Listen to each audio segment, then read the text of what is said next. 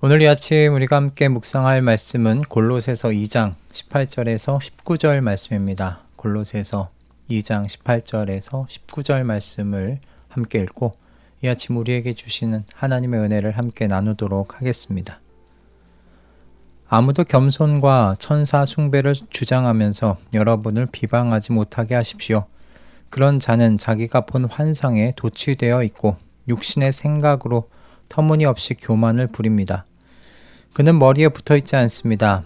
온 몸은 머리이신 그리스도로부터 각 마디와 힘줄을 통하여 영향을 공급받고 서로 연결되어서 하나님께 자라게 하시는 대로 자라나는 것입니다. 아멘.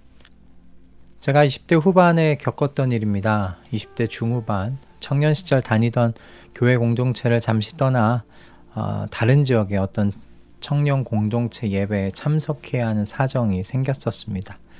그곳에는 저를 아는 사람이라고는 한 사람도 없었고요. 그렇게 저를 아는 사람이 한 사람도 없는 그곳에서 예배를 드리게 되었는데 놀랍게도요. 제가 한 2주 정도 예배에 참석하지 못하고 겉돌았습니다. 예배 장소를 향해 가는 버스를 타고서 내려야 하는 정류장을 지나치기를 한 2주 정도를 반복했습니다.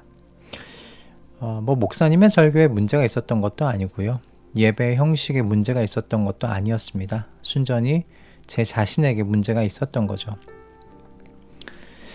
저는 그 전까지는 제가 예배를 참 좋아하고 사랑한다 생각했었습니다. 기도의 시간, 찬양의 시간, 설교를 듣고 또 교제를 나누는 교회의 그 모든 시간들을 저는 사랑한다고 생각했었어요. 그런데 저를 아무도 모르는 그곳에서 제 자신에 대한 이 믿음이요 순식간에 허물어지는 것을 보았습니다. 얼마나 당황했는지 모릅니다. 그렇게 하나님께 집중하지 못하는 제 자신을 본 것인데 저는 그때 제 신앙의 현주소를 보게 된 것입니다. 저는 하나님께서 저를 사랑하셔서 그런 순간을 마주하게 해주셨다고 지금도 생각하고 있습니다.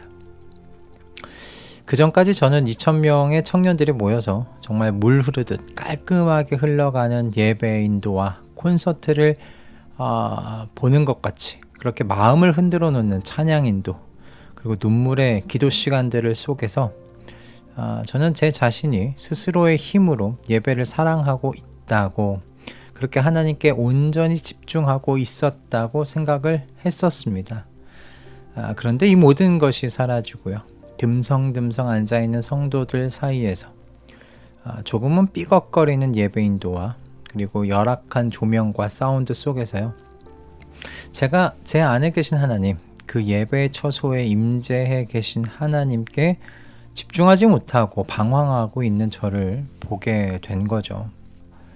우리가 정말 조심해야 하는 착각과 그리고 함정이 전 여기 있다고 생각을 합니다.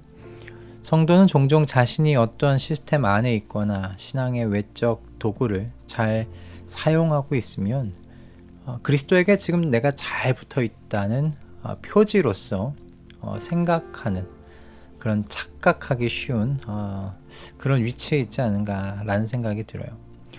남들이 보기에도 훌륭한 예배 시스템은 앞에서 제가 나눈 것과 같이요. 양날의 칼이 될 때가 있습니다. 신앙의 외적인 도구들도 마찬가지예요. 예를 들어 금식을 가지고 이야기를 해볼까요? 여러분, 금식은 성도에게 있어서 훌륭한 신앙 성장의 외적 도구가 되죠. 골로새 교회 안에 들어와 있었던 거짓 교사들도 금식의 훈련을 매우 잘 수행했던 걸로 보입니다.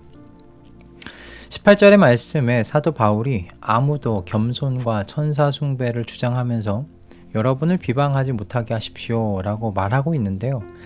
여기서 겸손이 이들이 행하고 있었던 금식과 같은 어떤 금욕 또는 자기를 부인하는 어떤 그런 외적인 도구들을 의미하는 것입니다. 그래서 어떤 번역에서는 이 18절의 겸손을 꾸며낸 겸손이라고 번역해 놓기도 했는데 중요한 건 여러분, 바울 사도가요 오히려 이들의 이와 같은 겸손의 행위를 지금 조심하라고 말하고 있다는 겁니다. 아마도 골로새 교회 안에 들어온 이 거짓 교사들이 자신들이 행하고 있던 금식과 같은 금욕, 이 자기 부인의 어떤 이 외적인 도구들을 골로새 성도들에게 가르치고 또한 그들이 행하도록 이렇게 격려하거나 인도하지 않았나 싶습니다. 뭐 이를테면 이런 것이죠. 일주일에 2번은 금식하는 신앙의 훈련을 해야지 영성이 깊어지고 하나님의 임재를 더 깊이 경험하는 신비 체험을 할 수 있다. 뭐 이런 식으로 말입니다. 이제 막 하나님을 향한 신앙이 꽃피우고 있던 골로새 교회 성도들에게 하나님을 정말 깊이 만날 수 있다는 어떤 그 임재를 깊이 경험할 수 있다는 이런 외적인 도구들을 여러분 마다할리 있었겠습니까? 열심히 이들을 따라 행했을 겁니다.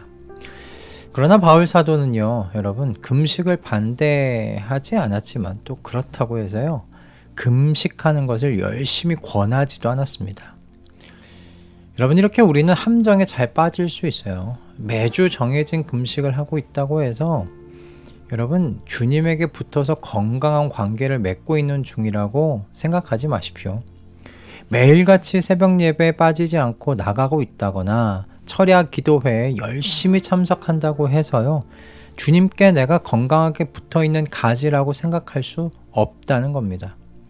이렇게 우리는 외적인 것들을 기준으로 든든하게 붙잡고 있는 어떤 나의 행위를 가지고 내가 하나님께 건강하게 잘 붙어있는 가지라고 그렇게 여기는 함정에 쉽게 빠질 수 있는 그런 사람들이라는 것을 우리는 좀 스스로 인정해야 할 것 같습니다.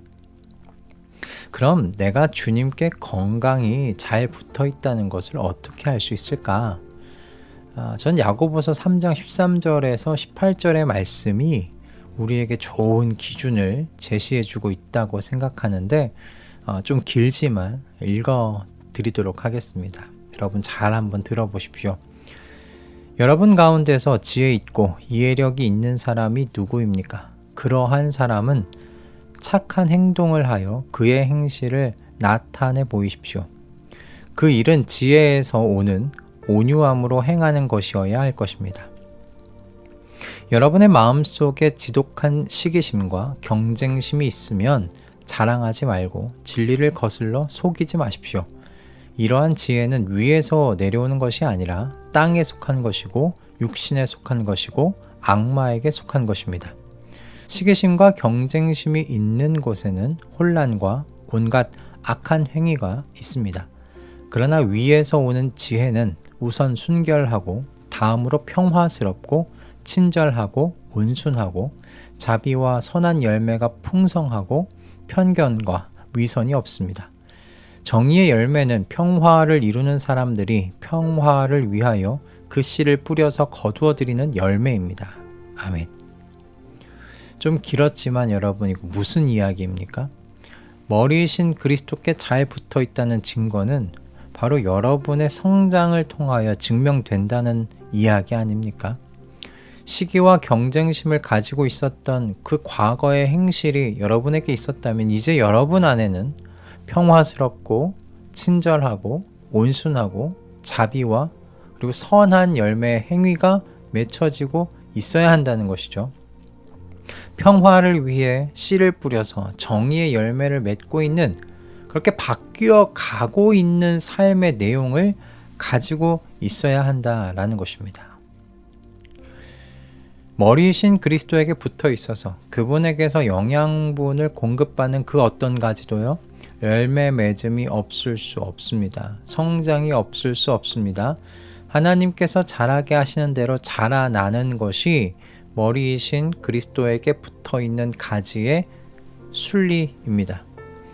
여러분이 머리이신 그리스도에게 잘 붙어 있는지를 그러므로 늘 살피시고 자신을 시험해 보시기 바랍니다.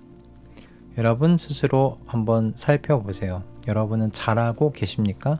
성장하고 계십니까? 하나님께서 기뻐하실 사랑으로부터 비롯된 착한 행동들이 여러분의 삶 속에서 지금 피어나고 계십니까? 시기심과 경쟁심이 아니라 순결하고 평화스럽고 친절하고 온순하며 자비와 선한 열매가 몽우리를 틔우고 꽃을 피우려고 하고 있는지 여러분 스스로를 깨어서 점검하실 수 있기를 이 아침 권면드립니다. 그래서 바라기는 우리 모두가 건강하게 하나님께서 주신 외적인 모든 수단들을 자유롭게 주님을 기뻐하는 데 사용할 수 있는 저와 여러분들이 다 되시기를 주님의 이름으로 축복합니다. 여러분, 함정에 빠지지 마시고 스스로에게 속지 마시고 어떤 외적 기준이 우리가 하나님께 잘 붙어 있다는 것을 드러낼 수 있는 어떤 도구들이 아닙니다. 기준들이 아닙니다. 우리의 삶 가운데 성장이 있는가? 내 삶 가운데 변화가 있는가? 내 삶 가운데 하나님의 사랑에서 비롯된 그 착한 행동들이 나타나고 있는가?